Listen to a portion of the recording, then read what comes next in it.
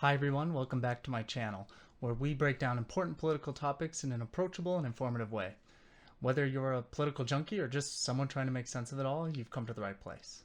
In our last video, we tackled the House of Representatives, link below, but today we're going to turn our attention to the Senate, the other half of the United States Congress, and one of the most powerful institutions in the country. The Senate is often called the world's greatest deliberative body, but is it living up to that expectation? Well, today we're going to cover 5 things that need to change about the Senate to make it more effective, fair, and representative.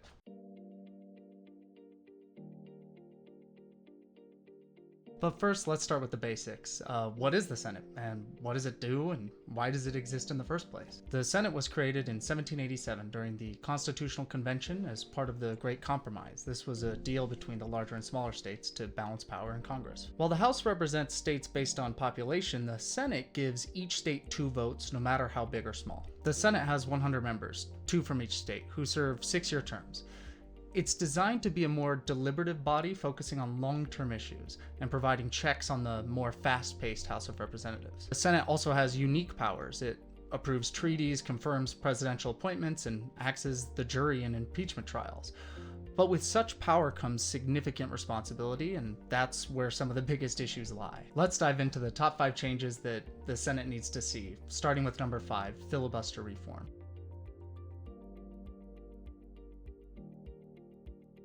The filibuster is one of the Senate's most controversial tools, and it's been at the center of some of the biggest debates in Congress. The filibuster is a procedural tactic used in the US Senate to delay or block legislative action. It allows a senator or a group of senators to extend debate on a bill indefinitely, preventing it from being brought to a vote. But over time, it's evolved into something very different. Today, the filibuster is used to block legislation entirely, requiring a supermajority of 60 votes to move forward. This means a small majority of senators can prevent a bill from even being debated, let alone voted on. Here's how it works. Once a senator decides to filibuster, a bill needs 60 votes to overcome it. Without those votes, the bill is essentially dead, even if it has majority support. And these individual filibusters will continue for minutes and even more than 24-hour speeches by senators to attempt to block bills from being voted on. This has turned the filibuster into a political weapon used to gridlock the Senate and stall progress on major issues like healthcare reform, voting rights, and climate change. In fact, the filibuster has contributed to a sharp decline in the number of bills the Senate passes each year, making it harder for Congress to address the nation's biggest challenges. So how do we fix it? Well, one of the ideas is to bring back the talking filibuster. This would require senators to physically hold the floor and debate the bill rather than just filing a procedural motion to block it. Unlike the current system, the talking filibuster would force senators to publicly justify their opposition, making it harder to use tactics as a political shortcut. In the current system, a senator simply needs to express their intent to filibuster, which is often done over email without even stepping foot on the floor. In 2022, a vote was brought to the Senate floor to reinstate the talking filibuster, but failed to be passed when all Republican senators voted against it. Another idea is to lower the cloture threshold from 60 votes to a simple majority, which in this case would be 51 votes, allowing bills with the majority of support to move forward. The bottom line, the filibuster was meant to encourage debate, not paralyze the Senate. So reforming it could help restore the Senate's ability to address the issues that matter most to Americans. Let's move on to number 4, unequal representation in the Senate and why it's a big problem.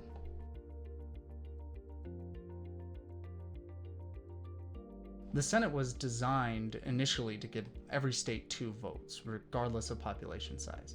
And while that was meant to balance power between large and small states, it's really created a system where smaller states have a grossly disproportionate say in the national policy. Here's what that looks like in practice. California, with nearly 40 million residents, has the same Senate representation as Hawaii, which just has over 1 million residents.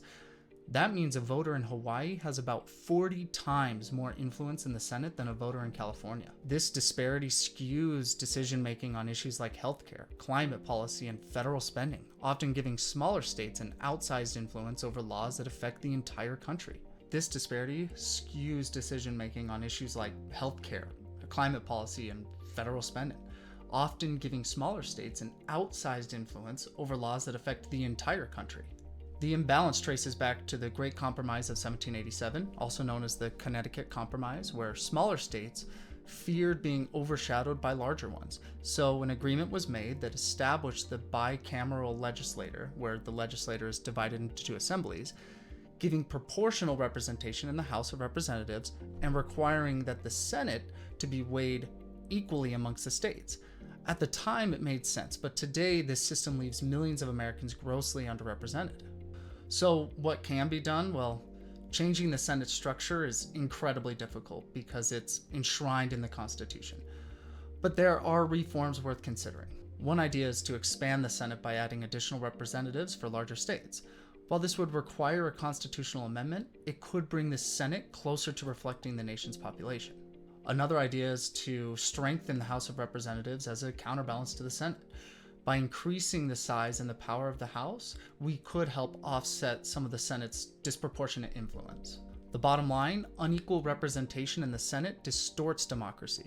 While change won't come easily, it's a conversation we need to start having. Next up at number 3, we'll dive into the role of money in the Senate and how it's shaping our democracy.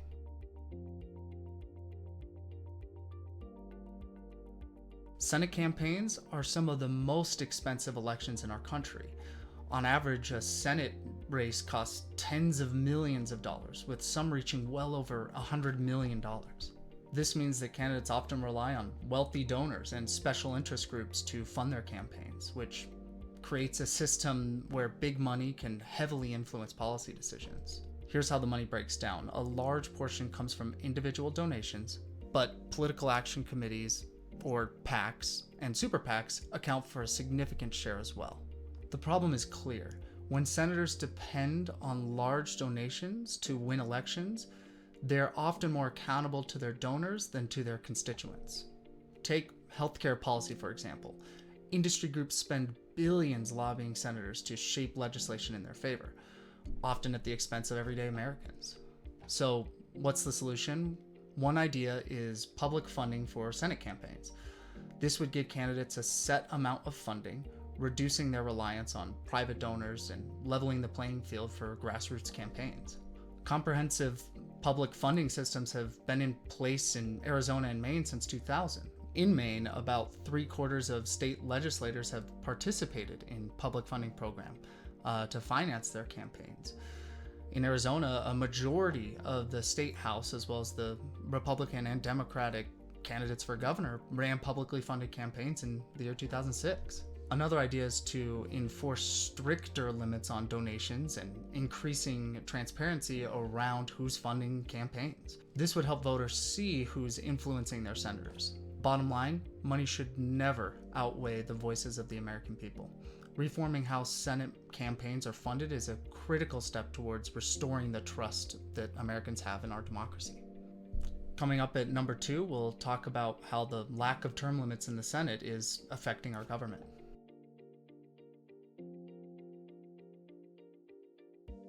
Senators can serve an unlimited number of 6-year terms, and that causes problems. The Founding Fathers never set limits for Congress, believing that elections would be enough to hold representatives accountable. But over time, this has created a system where career politicians dominate the Senate. The longest serving senator was Robert Byrd of West Virginia, who served for 51 years. And he isn't the only one that makes a lifelong career by serving in the Senate. Look at this chart. The average length of service for senators has steadily increased, with the majority of senators serving over 11 years.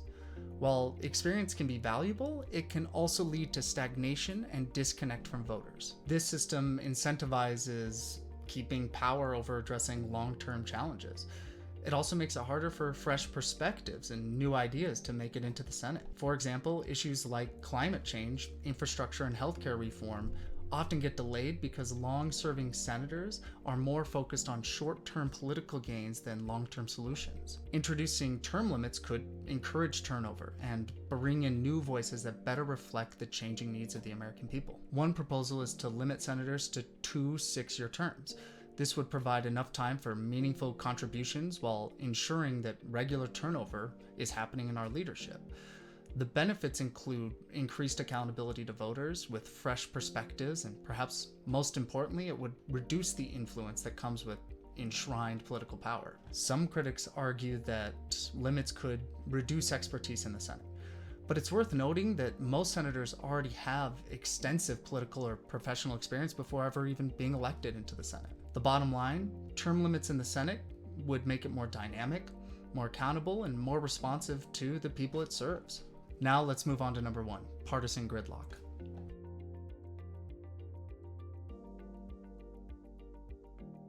The Senate was designed to be a deliberative body where debate and compromise led to meaningful legislation. But over the years, it's become increasingly polarized, with major bills often stalled or blocked entirely. This gridlock isn't just frustrating, it's dangerous. Critical issues like healthcare, immigration reform, and climate action remain unresolved because senators are more focused on party loyalty than they are on finding common ground. According to Quorum.com, the rate of a member co-sponsoring a bill with a member of the opposite party is down 30% since 1989, replaced by a growing trend of party-line votes. A big part of the problem is how senators are elected. Partisan primaries and gerrymandered districts incentivize candidates to appeal to their base, rather than to a broad coalition of voters. One solution to reduce gridlock is to reform the election process itself. Ranked choice voting, where each voter ranks all candidates in order of preference, and open primaries, where everyone votes in primaries for all parties, regardless of party affiliation. These steps would encourage candidates to seek support from a wider range of voters, leading to more moderate and collaborative senators. Another idea would be to change the Senate rules to promote compromise. For example, requiring bipartisan co-sponsorship for certain types of legislation could help ensure that bills have support from both the right and the left side. The bottom line, breaking partisan gridlock is essential for the Senate to function as it was intended. By encouraging collaboration and reducing polarization, we can get Congress back to solving real problems. There you have it, 5 solutions that could help transform the Senate into a more effective, fair, and responsive institution. But none of this will happen without public pressure, so let's keep the conversation going and demand more from our leaders. If you found this video helpful, make sure to like, share, and subscribe for more content like this. Thanks for watching. We'll see you in the next one.